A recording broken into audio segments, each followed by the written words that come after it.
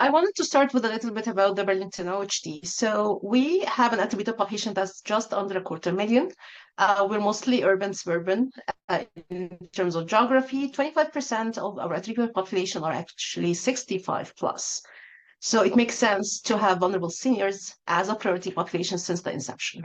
In terms of our internal capacity for evaluation, we are a very small but mighty team of two, including myself and a part-time data analyst. However, we are supported by a huge culture of understanding, commitment to evidence-based decision-making, measurement, and continuous improvement. The approach that we're taking since even before I joined the team is that we use a learning health system approach to planning our services, monitoring and evaluation, learning, and then assessing the impact and whether we scale or redesign any intervention that we have been implementing. Today, I'm going to be walking you through one example, so one program from start to end in terms of evaluation journey, just to be a little bit giving an example based on all the amazing things that we've heard from Catherine now, how to put this into action, kind of, is called the Community Wellness Hub. However, everything that I'm going to be sharing today has been replicated to all our other programs. So the Community Wellness Hub is an alliance of health, housing, and social service providers that coordinate and deliver services to seniors at the place of their residence. So think about a North building, so a naturally occurring retirement community. Most of the individuals living there are living with lower than optimal social terms of health. Of course, they're high users of the healthcare system. So how can we create a team out of all the providers that are already visiting this building to create an integrated care system within this building? For that, the main values of the program would be proactive, holistic, and integrated care, of course, interdisciplinary teams who are working as one team, serving equity-deserving populations, which are seniors living with lower than optimal social terms of health, and of course, being cost-effective and being able to scale it. All sounds nice, right? Okay, we'll keep going. In order to achieve this vision, the main components of this program is an on-site community connector. So you can think about this person as the glue that puts everything together. We have the interdisciplinary service providers who act as a team currently. Most of the time, it's anywhere between 10 and 20 providers within any of the buildings. And we are trying to kind of enforce this vision of it's a team. And I'm going to revisit this while I'm talking in in couple minutes. We started with one hub in one building. This was in 2020. Now we are having 8 buildings that are covered. 4 in Burlington, 2 in Oakville, and 2 in Greater Hamilton Health Network, supported by the Greater Hamilton Health Network OHT. And we are expanding to 2 more in 2025. Exciting, maybe promising, but was the beginning like that? No, it wasn't. So I'm going to share with you now what's happening. As I described the hub, and as Walter said earlier, that any intervention within an integrated care network can be viewed as a complex intervention.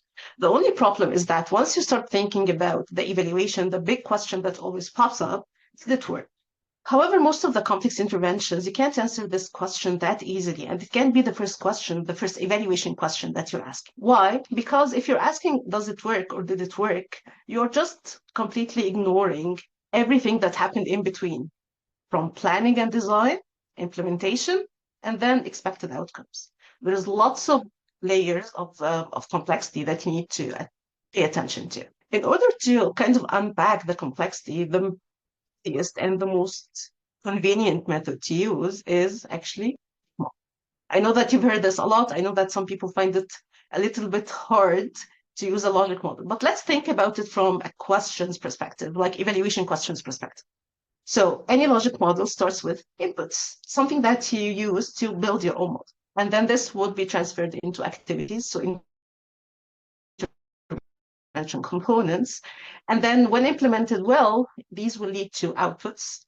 And then over time, this will lead to outcomes. And then like maybe 5 to 10 years from implementation, you want to see a system level impact.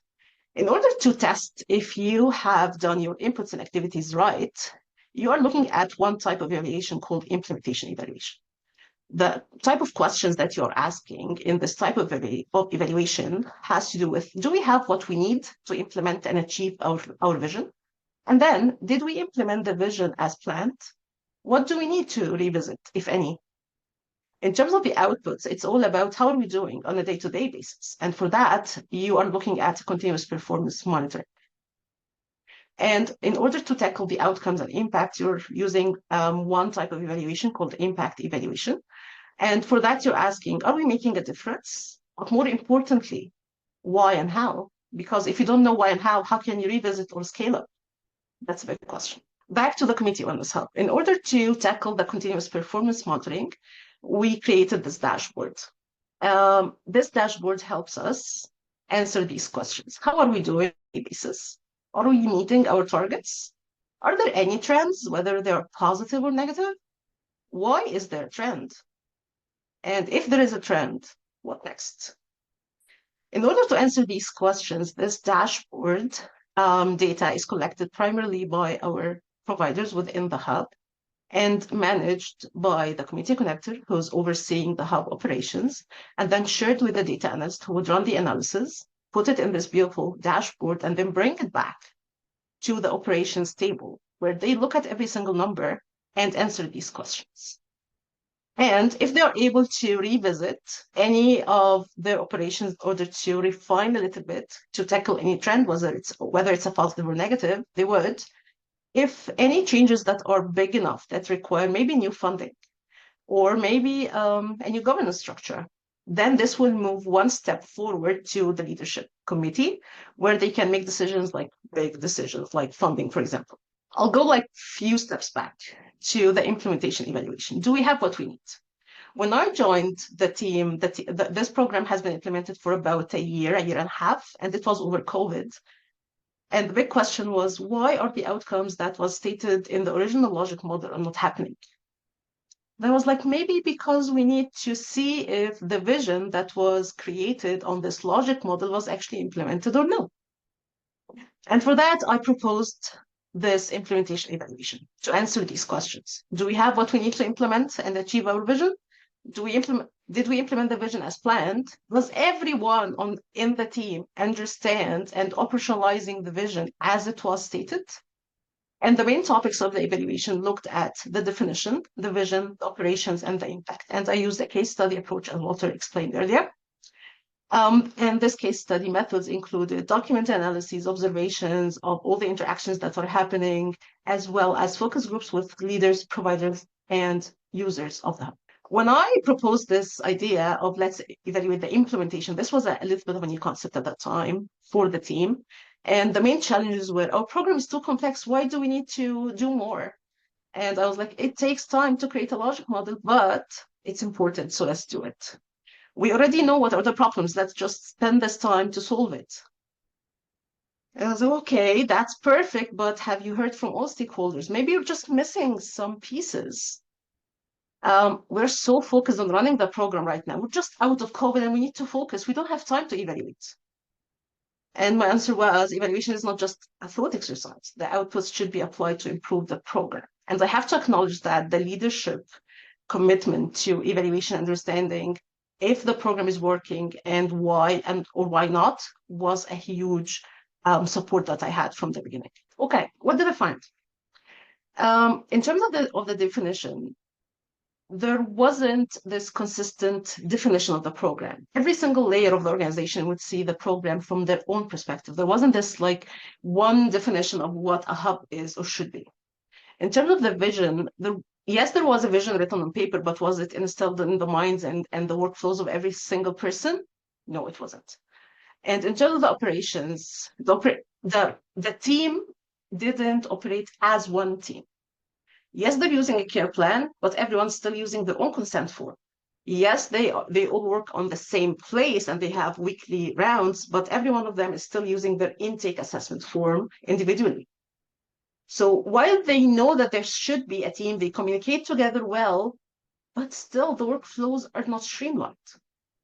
And the biggest piece is that they didn't have a shared record that all of them can use at the same time. And in terms of measuring the there wasn't this like one big impact assessment that was enough to reflect the outcomes and the impact of such a complex intervention. So these were kind of the findings. And in order to some buy-in from everyone, because sometimes when you're sharing some negative results, that's like a big problem. How can we share that?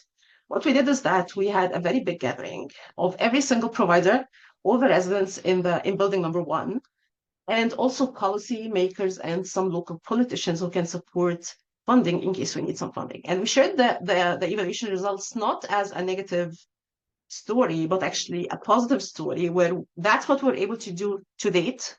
These are the gaps as identified by you as part of the evaluation.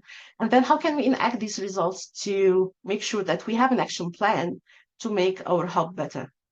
It was a collective responsibility, and the action plan was on all of us to implement. After that, we took lots of maybe 6 months to a year just to revisit everything that we're doing. And after that, we started measuring the impact of the hub as a stable, complex intervention. And what we're able to do is that we're able to prove that there is an improved self-perceived wellness in a tool that we created, because one of the things that we heard from the providers is that using the RAI tool was a little bit hard, and it wasn't like patient-centered or provider-centered. So we created our own tool that is easy to be used, and also it's easy to be repeated. We also were able to track that 14%, there was a 14% reduction in non-urgent ED visits for the hub members as compared to comparable population in Ontario. And also there was a 31% lower rate of hospitalizations as related to ambulatory care sensitive conditions. And you can think about these conditions as these type of hospitalizations as related to conditions that are better managed in the community, such as diabetes, hypertension, these kind of chronic conditions that you can support outside. Also, the length of stay for the community wellness hub members was lower than the average. And when you combine these numbers together, and if you're thinking that if we were to implement the community wellness hub to serve 100K of seniors living in Ontario, a yearly cost saving for the system would be almost 90 million per year, just based on this one metric. In order to cover the other components of the quadruple aim framework, we also use a member experience survey, and we augment this with some qualitative questions or focus groups with our members. I won't read all the quotes, but it's the whole idea here is that these measures are very important. They are yearly, so we survey our members yearly. Also, upon the expansion of the hub to other buildings, we recognize that there are some of the residents who are not able to communicate or answer surveys or receive surveys in English. So we try to work with some interpretations within the community to support the service provision, but also we translated all our evaluation tools that are patient-facing into 5 languages, which are the 5 languages other than English spoken across our hubs. We also have a provider experience survey. I think this is, for me, is the most important slide on this deck.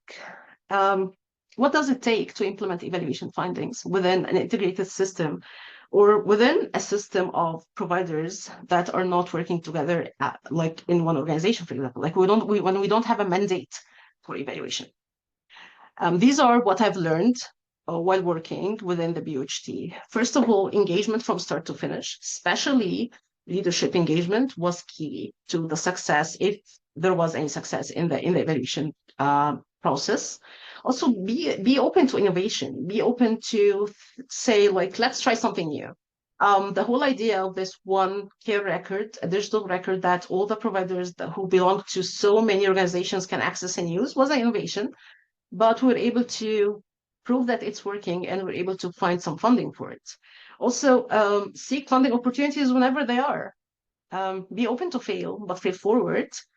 Create sense of urgency while you are planning for the evaluation, implementing the evaluation, or sharing the results and enacting the results of the evaluation. Sense of urgency is always important. Also, sense of ownership is important. Change management all through. And it's always a collaborative approach. The hub is pretty popular.